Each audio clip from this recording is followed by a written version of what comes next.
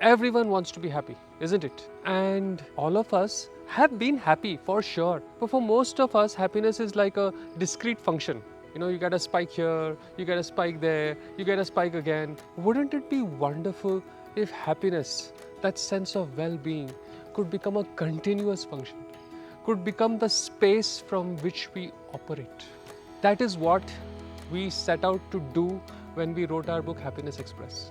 In our book Happiness Express, we talk about 5 things. Number 1, sleep. Try staying without sleep for 2-3 nights. Even the happiest person will become grumpy. Sleep is very important, and we have delved a lot into the power of sleep for well-being, happiness, productivity, creativity, efficiency. Number 2, exercise. Our bodies were meant to move.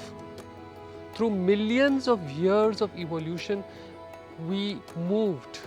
To begin with, we were either running away from something that wanted to eat us or running after something we wanted to eat. After that, it was farming, agriculture. These last few decades, the need for movement has been dramatically reduced by technology. And evolution does not have a safety net to protect us from the lack of movement, so much so that sitting is now considered the new smoking.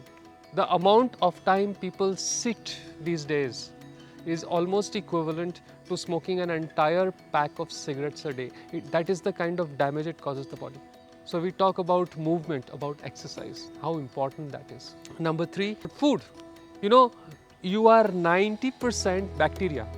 90% of our body is bacteria. The bacteria decide what traits you exhibit, what moods you feel, whether you react or not. You keep your gut biome happy, you become happy. And we have gone into quite a bit of depth about what kind of foods would be great for that bacteria that could even take you beyond your genetics. You need not be a slave to your genetics if you just take care of the gut biome. Number 4 is meditation. The ability to calm yourself down at will. The ability to relax. The knowledge that there is a space within you yourself in which there is peace is phenomenal. You might have done bungee jumping, paragliding, whitewater rafting, or any of those crazy, amazing, wonderful adventure sports and felt that thrill and that rush. And yet, I tell you, the greatest adventure is the adventure which happens when you go inside. And that's the door that's opened for you when you learn meditation. And number 5 is learning. The one who stops learning, whether they are 20 or whether they are 80, they grow old.